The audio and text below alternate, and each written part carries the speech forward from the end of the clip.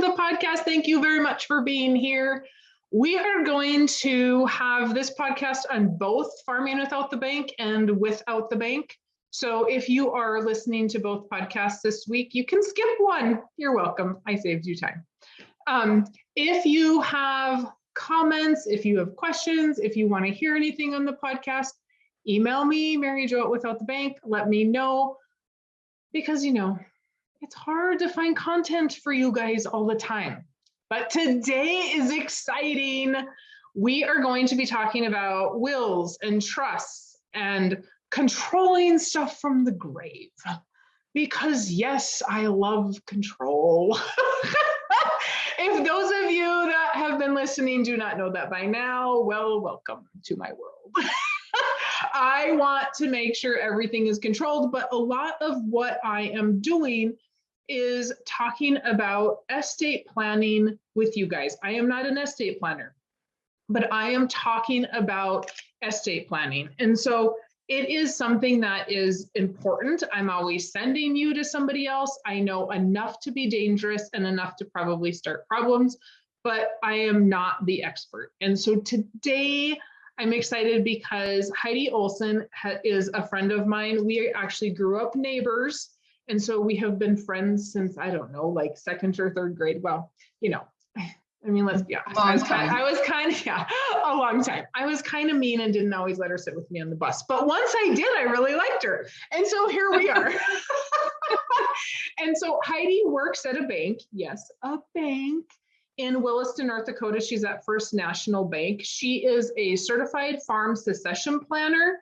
And she is a senior. I got to read her title. You guys, like, I had to write it down. I'm not going to lie. Like, she is bigger. I don't even have a title.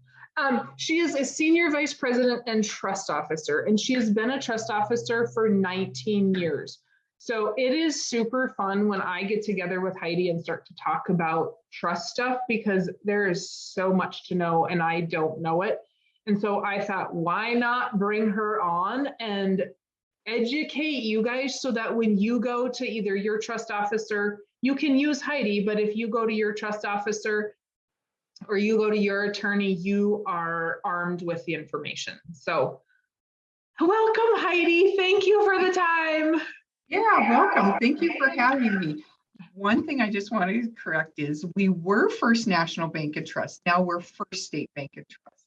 So, oh, I got that off your email, honey. Yeah. So your email's wrong. Well, that must be an old email address then. So no, First State. Okay. First State Bank and Trust. Bank and Trust. Yeah, you know, first banks. They're always changing names, but she hasn't left. She's at the same one forever. I'm still here, just updating our marketing plan. She has really no place to go. She's in Williston. Right. I'm in Williston. Right. Okay. So let's start with, I think that the basic question that everybody has is, I hear this all the time. Well, I have a will. Well, mom and dad did a will.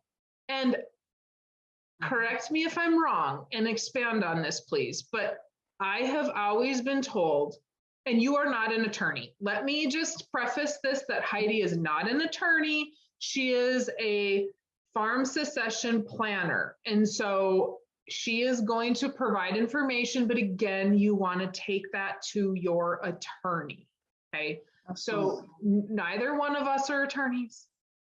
But from my understanding, listening and educating myself between the difference between a will and a trust, a will just says, this is what I would like to happen. And so I die, and it still goes to probate, and the judge has to say, oh, this is what Mary Jo wanted to happen. Where in a trust, there is no probate, and what I say this is what I want to happen, that just automatically happens without having to go through a judge, correct? Correct. So a will is something that you will use.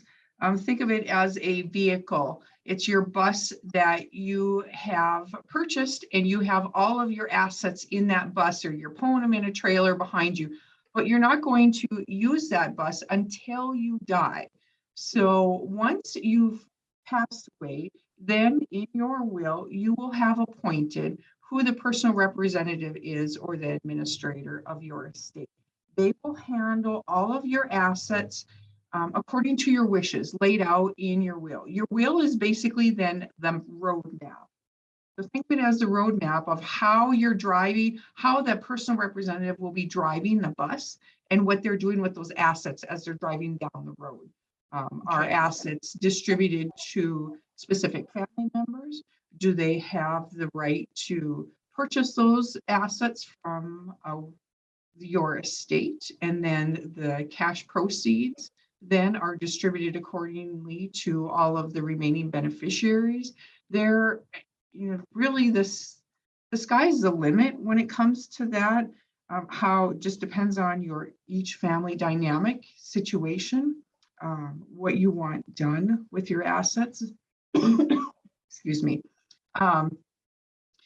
Then a trust, typically, if you're setting up a trust, you're setting it up during your lifetime, because it might be a case where you're wanting to protect those assets from your state Medicare, Medicaid laws, and what's going to happen with your long-term care planning.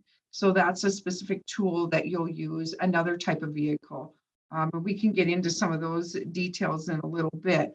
But a trust, you can either be your own trustee, depends on the type of trust, or you can appoint a trustee. And there's other life triggering events that come into play when you can resign as trustee.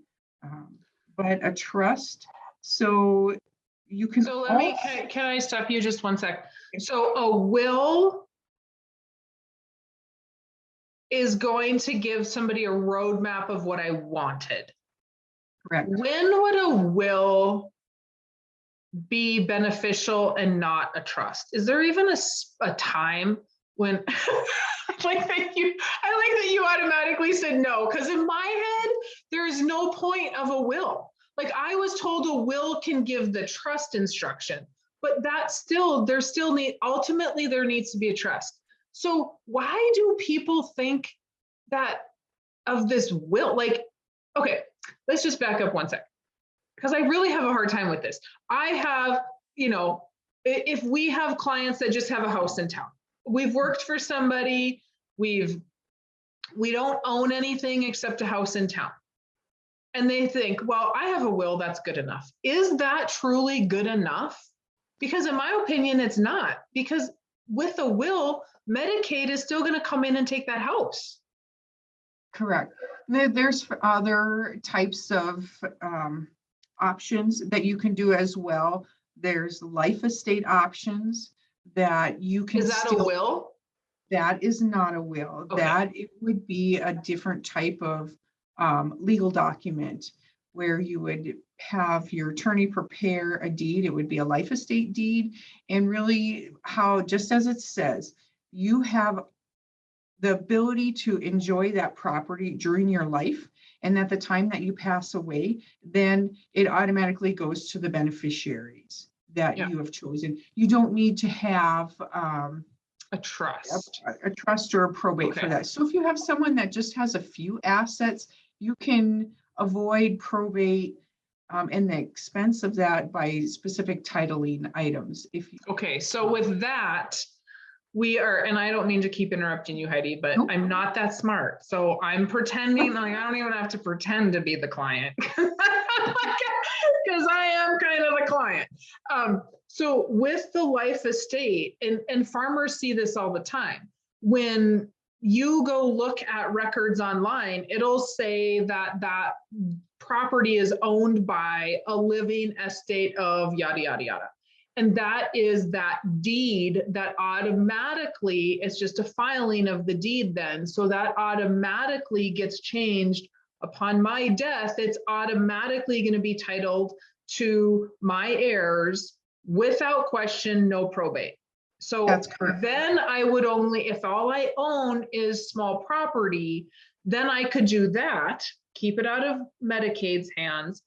But then the will would be there for vehicles, guns, if I have grandma's violin, if I have whatever those sentimental things are, then the will can divide those. And those things don't have to go through probate, correct? Well, if you do have a will, You can do, if it's the size of the estate is less than 50,000, then you can just do affidavits. And that's something that an attorney would still need to assist with. So it's just a small probate, nothing that needs to have a formal probate opened and have appointments done. So this way, if you just did a small estate affidavit, that'll take care of transferring the assets that you need. But really, if you don't have a lot of assets, it's important to still talk to an attorney to figure out what's the best way to make it most cost effective for you. If you have vehicles that are titled, maybe you and your husband listed on the vehicle and you have a third person, so they're all as or. Now, you have to keep in mind, you're hoping that someday your child wouldn't sell that vehicle out from underneath you if you still needed it because their name is there. So having that communication with them. So some of those things, just the way they're titled, having checking accounts titled properly, whether it's tenants in common or with rights of survivorship. And there's so many, I get so excited when we talk about this stuff because my mind just goes wild because there's so many different things that you can do. So I'm trying not to get off past too far. I'll keep you on track. Yeah, right. So we're still on the right. Yeah. Yeah. So you know what though, as you're talking, I'm thinking that, can you just clarify what probate is? Because we may have people listening that are just starting, because I have a lot of people listen to my podcast that are very young, millennials. And so what is probate, just in simple terminology, nothing difficult? All right. Probate is the handling of your will. You have to have a will to do probate. Okay. If you don't have a will and you have assets, then the state, it goes by intestate, then by the rules of how your century code is in your state. So still goes to court. Any will, there's no formal hearings with, I pass away, there's no formal hearing unless there's some sort of, somebody is contesting. But probate is essentially going through all my final wishes according to my will and handling those final wishes and distributing my assets, evaluating them, getting them appraised, handling the final tax return, my personal tax return, finalizing any loose ends of my financial, if I've had any debt, making sure there's a notice of creditors that was filed. The attorney will help with that. Typically in the state of North Dakota, it's a 90-day notice of creditors. So nothing is distributed until that notification has expired. You see them in the newspaper, notice to creditors.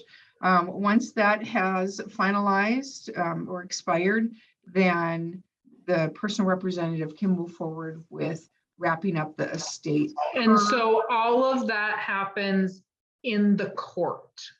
Correct. Okay. Correct. That's all done through the court. So when people die, I think that people don't understand. If I pass away, then that probate, can I represent myself? Do I have to have an attorney? Because what people don't understand is this is expensive. We are having, if mom and dad pass away and we think we're going to inherit this house and some cars and some land, you're going to, but the judge you're going to have to pay for an attorney to represent you. You're going to have to pay for the court's time, I would assume. And now all of a sudden we get to a point where we're selling part of a business or we're selling land in order to pay these expenses, because if we have family arguing, this just keeps building and building and building. So what you were trying to do is avoid probate. This is my intention. I am always trying to avoid probate, and I am trying to avoid Medicaid from taking anything. Those are like the two, and then we're trying to keep peace in the family.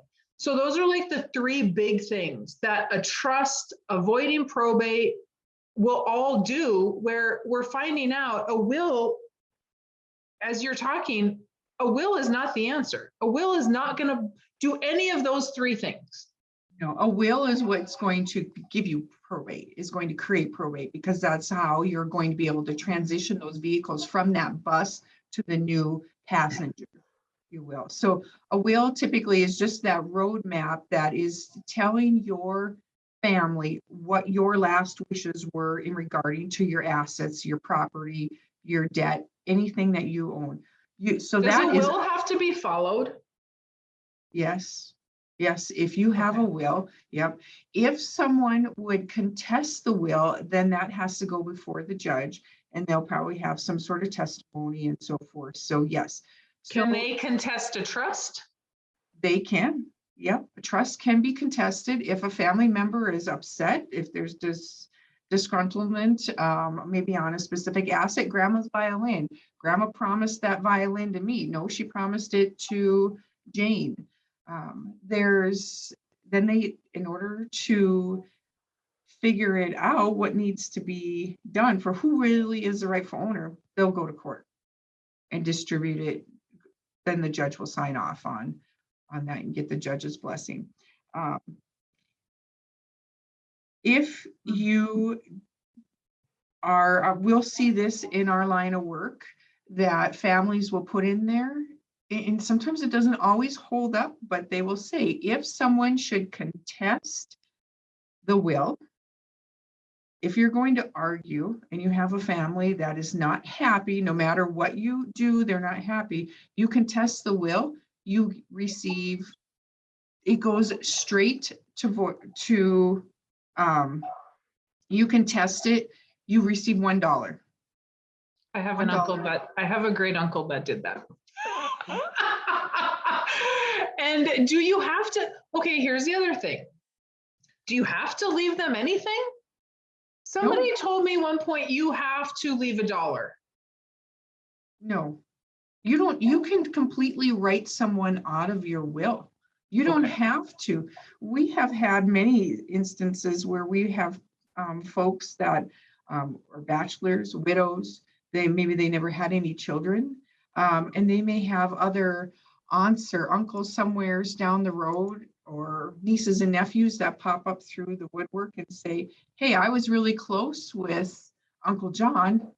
He promised me his Cadillac, but Uncle John didn't. In his will, he could have said, I want all my assets sold, and I want it to be distributed, the cash, to specific charities. Mm-hmm. So that happens, and people get angry because they feel that there is an entitlement to someone's assets, and that's not always a case. Maybe that person didn't feel that same way that they thought they. Yeah. I was promised a bunch of stuff by my grandma too, but that didn't mean I got it. Right. Like, she didn't have anything written down. Right. That who got what. And so that doesn't really matter, you know. I remember my grandma's like, oh, Mary Jo can have the house, because I took care of them, right? So she's like, well, Mary Jo can have the house. So then, you know, it comes time to distribute everything, and one of the cousins is like, well, Grandma said I could have this. And I remember my dad saying, well, she also said Mary Jo could have the house, so do we want to go by that? That conversation ended very quickly. Right. But it was you can't just say things and expect things. But I think that so many people think, well, I have this will, and we don't want to spend, here's the other thing. We don't want to spend a bunch of money on an attorney. So I don't want to go spend a bunch of money on an attorney to create this trust, and then it doesn't happen anyway, or whatever. I just hate attorneys, right? So then what happens, in my opinion, is if we go back to a business or a farm, now you hate the attorney so badly that you don't want to spend money while you're alive. And we're not talking big money. I mean, I have a trust, and that trust was about $3,000 to set up. And so it's not a ton of money to set up a trust. No. You have this attorney that sets up this trust, or the other option is we end up selling the business or selling land to pay for probate and to pay the attorneys then, because those attorneys at that point can drag stuff out so long that you are paying the piper then. And if the goal was to make sure that we're saving the land and we're saving the business, why on earth would we not fork over a few $1,000s to make sure that trust is set up correctly? Right. Well, and so ultimately times we see that where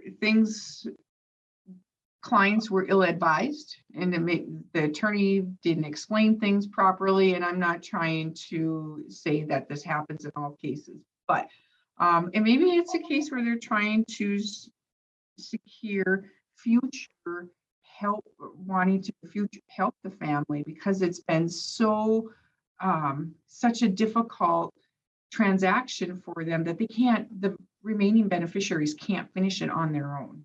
Mm-hmm. So it doesn't not need to be a difficult transaction. It needs to be where the client fully understands, if this is what I do with my asset, this is where it's going. This is how it's going to be handled at the time of my death. And if I give it to John and he owns it outright, know that John has full control of it. Now, he can do it as he wishes. If that client has other thoughts on wanting to make sure they control it from the grave, then they may not want to do it through their will. Mm-hmm. And distribute those assets through that will and have it in a trust. So if I think we've determined there is no point in a will. So when we look at a trust, now can you just explain to us a little bit about what the succession planner part of what you do, what the succession planner does as an intermediate to the attorney, and then expand a little bit on not all attorneys are good, just like not all life insurance agents are good and not all succession planners are good. So, and not all bankers are good. Not every industry has some bad apples. But I have been warned over and over and over by attorneys that if you are going to have a trust, make sure that every I is dotted and T is crossed, because that attorney can leave a little something open within that trust to create probate, so they're making some money after the death. And so why do we want you as a succession planner before we go to the attorney? Okay, so number one, I do charge a fee for doing my succession planning, right? Because it's my time and my expertise that I'm providing. Heidi's not real. I'm sorry. Right. And second off, we want to be able to, I come from the farm background. As you mentioned, we grew up not far from each other. My husband and I farm now. We're raising our family. They're the fifth generation to be on the farm where we're at. So I understand what it's like to protect that legacy and to be able to provide for the next generation if those are your wishes, but then to also protect those assets and keep them in the family name. So too many times, many of the attorneys, maybe they don't have that farm background or ag background, but they have a real, strong desire to want to help their clients, which that's of course the business that they're in. But I'm in the forefront helping those clients figure out those difficult conversations, because most people don't even know where to start. Where do I even begin having that conversation? Because we work on the farm, we don't have family meetings.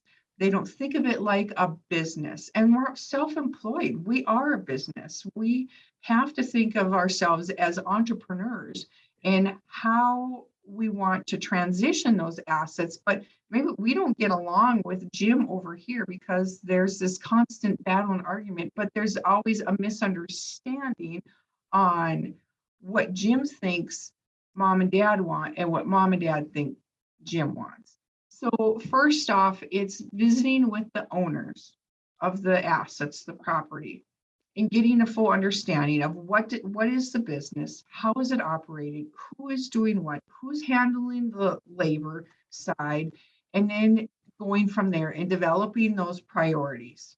All right, what is your first priority? What is your timeline on how you want to start with your retirement?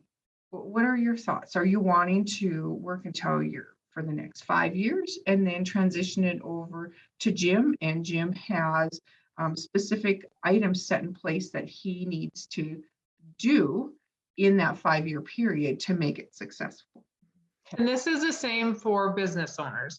Because, Absolutely. you know, we're talking, this podcast is airing on both of my podcasts. So it's the same thing if you're an entrepreneur and a business owner. If we're going to have a parts store and we need to transition that store, it's the exact same thing. Are you having family meetings? Are you talking to the other family members? How is that trust going to be set up? How is that transition going to happen?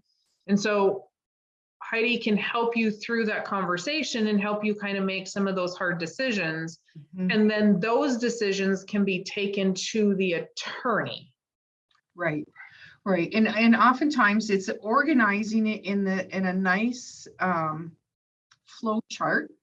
I guess a better way to explain it, a flow chart, and have everything detailed on what they want. Now, granted, you can't cover every single life situation that might happen. We can't control death. We can't control sickness, and we can't control the climate. So many of those things we can't control. We can't control the economy and the market and what's going to happen. So this is the best plan that we know we can do right now with the assets that we have and how we want to transition it. And maybe we have 5 years in mind that we want to work to transition for Jim, but we're entering into a drought season. Maybe we've got grasshoppers and everything has been taken over and we're having to reseed. We're not going to be able to have a crop to harvest this year. So that's put us behind another year. So maybe we have to go 6 years. You really have to be flexible and open-minded. And I always tell people have to be a visionary to look at the whole picture. And I help you do that as a mediator, working with the family, whoever the owners are, and to the successor. Successors may not always be a family member. It might be a family friend that you become close with and you want to help them succeed and they want to take over the business. Maybe you have family members that don't want to come back and be part of that business. Here's the thing though, is, and with our trust, my attorney said every year, this needs to be revisited every single year. And that is, I believe that to be absolutely true. Life changes quickly. And so when you're making that plan, it doesn't mean that you made that one plan forever. And it seems like people are so scared to pay the attorney or to pay Heidi to help them that instead we think, oh, well, shit, that was done 10 years ago. I guess we'll just be okay. No, little Susie, that is not okay. For the love of Pete, things change and I am not perfect. We have not revisited ours every year, but my gosh, I am like, oh my God. And that is not to my fault. That is to the attorney's fault because attorneys are like accountants and they are horrible. If I ran my business like an attorney and an accountant, I'd have lost my life insurance license a long time ago because apparently those people do not need to answer phone calls and get back to people. But when those things need to be revisited, and you need to have that conversation of how is this going to transition? How much do I want to control from the grave? And how can I control it from the grave? Which is the most exciting part to me. Right. Because right. Because I am a control freak. And so that really is the piece of the trust kind of that I like is you can say, okay, this is how I want. Within that trust, you can meet with Heidi and say, okay, or a different succession plan or whatever. This is how I want all of my stuff distributed. But if I die tomorrow and I have young children or I have children that are not financially responsible or they are substance abusers or they are married to somebody that does not manage money and I don't want that person to have money, or that I want all of the minerals to stay within the blood relatives, and I don't want any of that to get mixed in. All of that can be controlled with a trust. And it's fun to talk to Heidi about that because she's managed all of those trusts and she has seen all kinds of crazy things. But can you tell us a little bit about like what can be done in those situations? Not so much like the irrevocable versus revocable, whatever those things, you know, like that all I think needs to happen on a one-on-one level. Right. Kind of, because there's so much information there. But what are some things that in the trust that people can do to protect from unwanted circumstances? Right. Okay. Yeah, that's a great thing. And it's such a great tool to use. I'll kind of use my family as an example. So we have two young daughters, a senior and a freshman. Okay. So if something should happen to my husband or I work full time. I've got my retirement. My husband has his retirement in regards as well with the farm. We've got assets there. We've got, of course, as business owners, we know that they're not liquid cash assets. But if something happened to both my husband and I, the girls at this point of their life, they're not going to be farming. So they're more than likely that equipment and those assets will be liquidated. Probably not the land. Maybe the land would be paid off, and then we would have the land in trust and rent it out, and then that income comes into the trust and gets distributed out to the girls. So that way, at some point in time, if they wanted to farm down the road, they would have options in the trust agreement if they wanted to farm, if they wanted to buy it. But right now, we have a senior. So she's looking at going to college. She's going to be 18 in 6 months. She's an adult.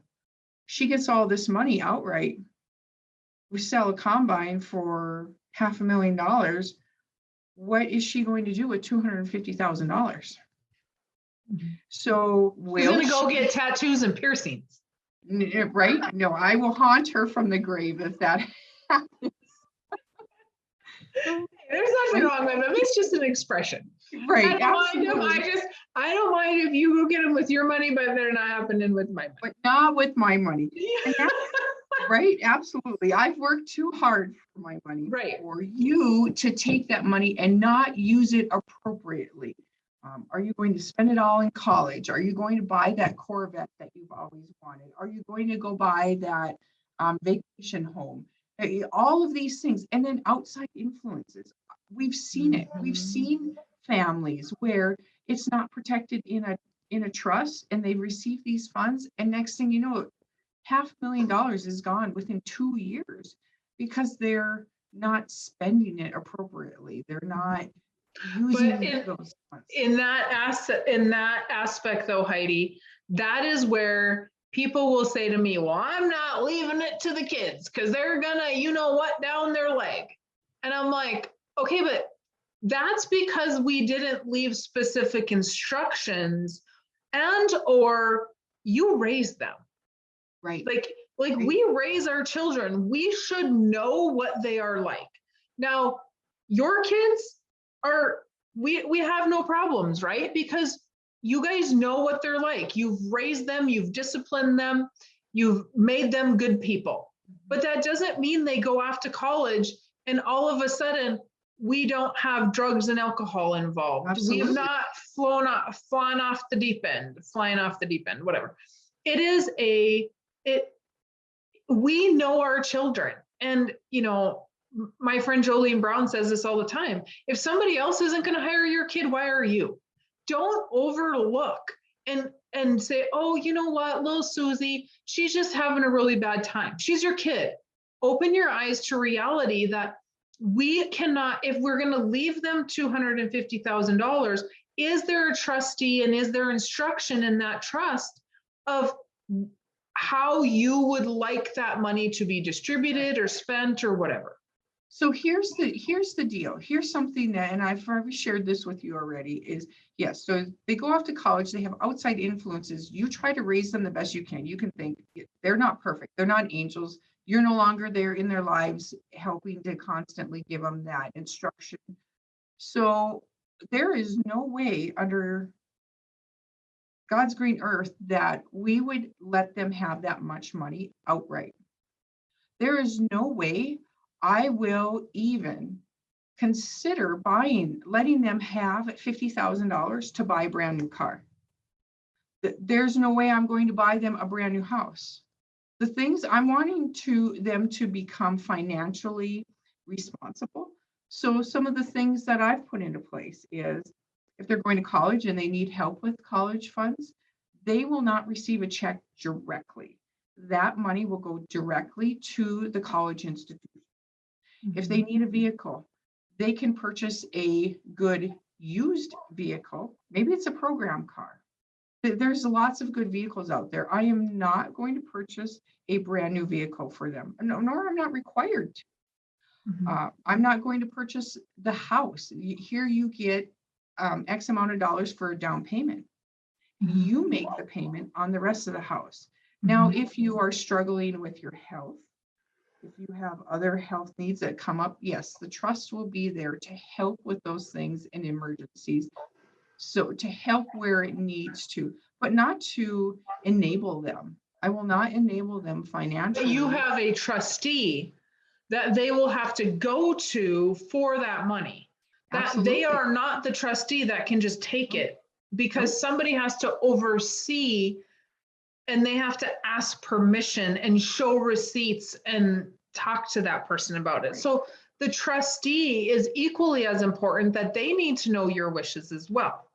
That's right. So in many trusts, people will have listed family advisors. If it's a corporate trustee that you list, such as Bank and Trust, a lot of times we don't know all of the ins and outs of the family, but they will also provide a family advisor. So there could be a lead person that we talk to.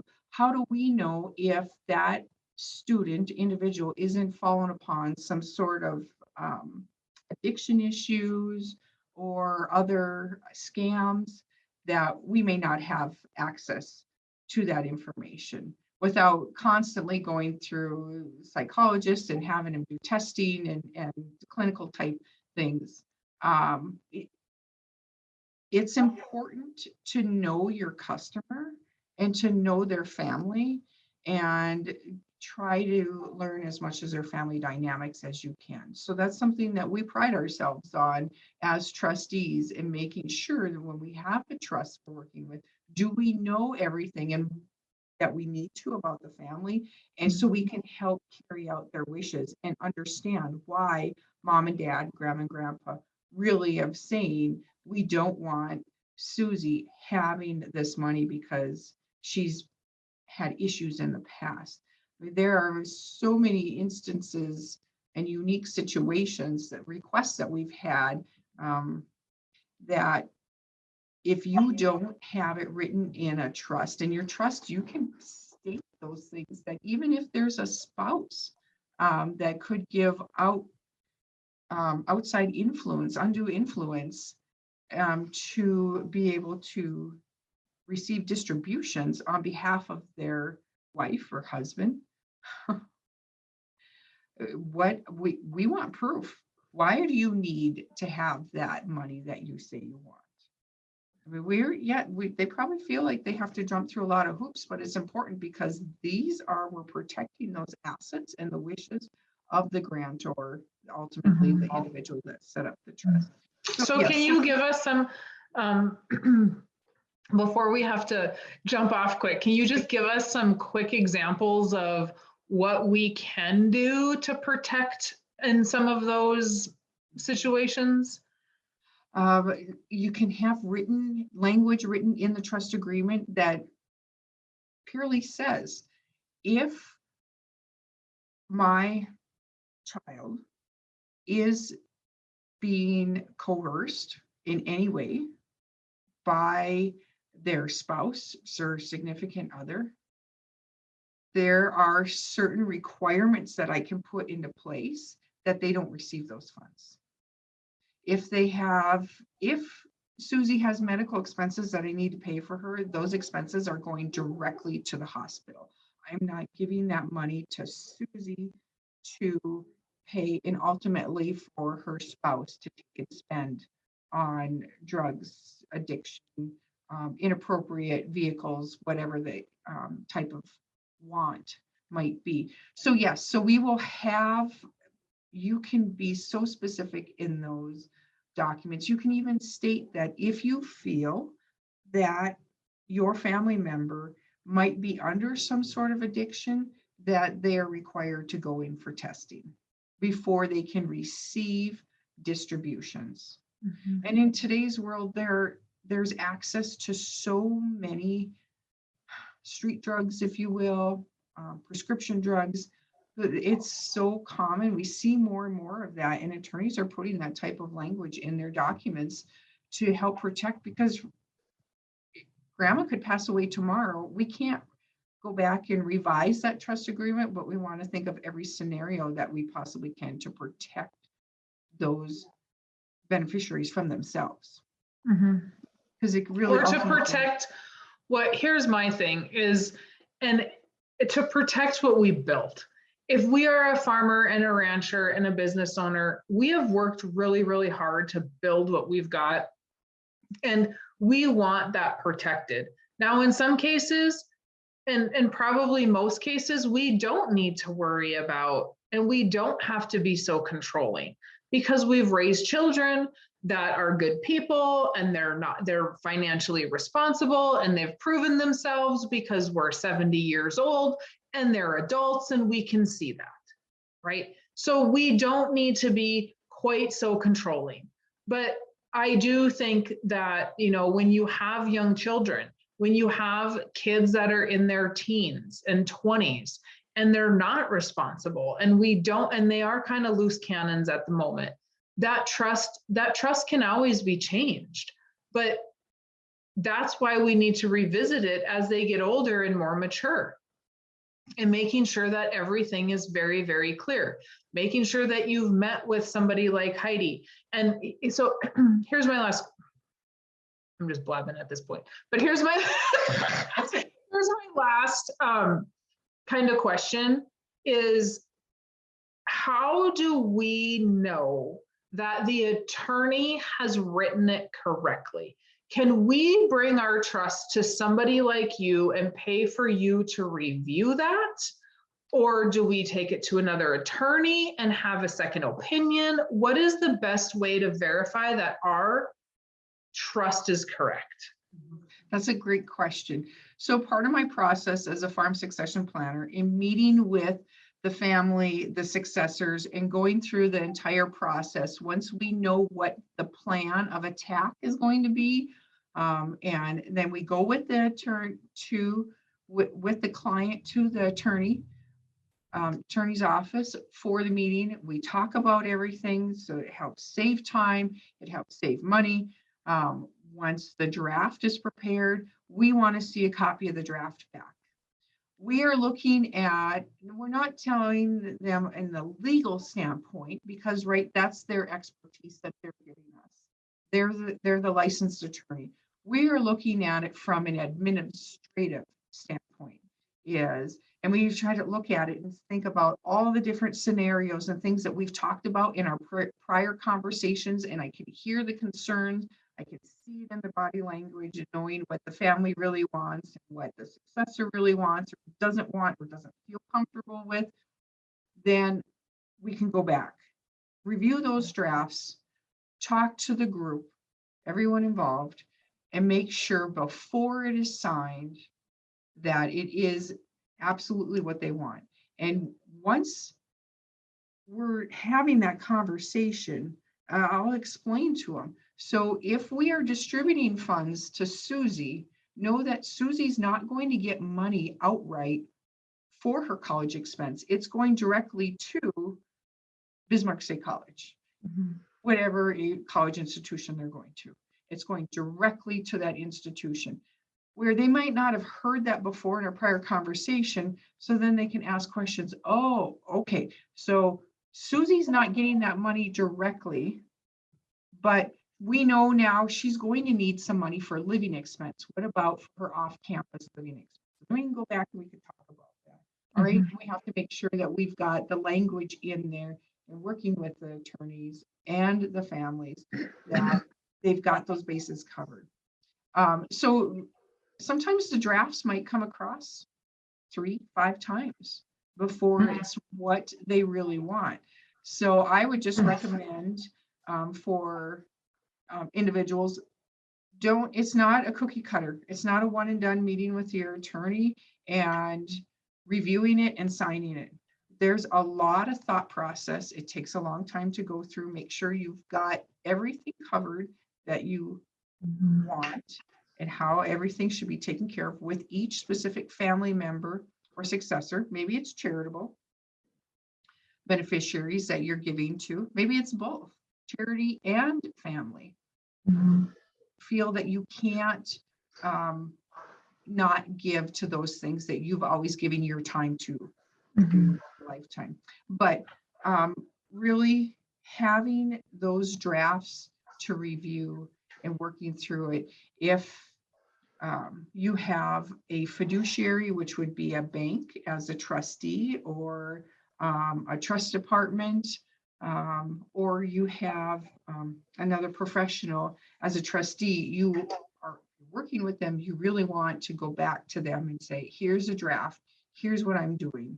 If you haven't included them in from the beginning, doing your succession planning, you want to include them in at some point to make sure, because we want to have all of our professionals on board, right? We've got our investment folks, our insurance agents, we've got our trust folks, we've got our accountants, we've got our attorneys, we have all of our professionals that we bring in and we wrap our arms around to make sure that we've got all of our bases covered, that if this is what we're doing, this is where we're at with our estate, and will there be any consequences if we are doing it this way, whether tax consequences, legal consequences with our family beneficiaries, things that you may see down the road.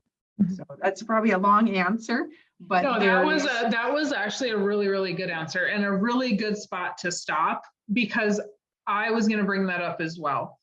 When you are estate planning, it's amazing how many people just leave the life insurance agent out. They leave the accountant out. They leave the, they always seem to bring their financial advisor guy in, but they leave all the other people out that are equally as important. And so you have to bring everybody in. And I tell my clients, I am happy to have that meeting with the attorney. I'm happy to have that meeting with the accountant, because so many people don't understand life insurance. I don't know everything about accounting. I don't know everything about law. I don't know everything about banking, right? So we have to make those connections. And if we want it correct, they should all be sitting at the table so they can have that discussion. And I did have an opportunity to have that discussion with one of my clients, their accountant, and sat at the same table. And oh my gosh, did I learn stuff I didn't know, right? I'm like, oh, I didn't know you can do that. I am not the accountant, but it was very, very nice. She listened, she understood life insurance, I understood accounting more, and it makes all of us better at the end of the day. And so a good note to leave off on, I think. Heidi, how can people get a hold of you if they want to work with you, if they have questions, whatever? Right. No, I would definitely love to entertain anyone that has questions or would like to work with me. Mary Jo, they can reach out to you. They've got your my contact information, but also I can leave a phone number to reach me at. Yeah. So what's your phone number? Okay. So 701-577-9618. Or you can also reach out to me through my email address, which is HOLSON at F as in Frank, S as in Sam, B as in Bob, T as in Tom, N as in North, D as in Dakota, .bank, BANK.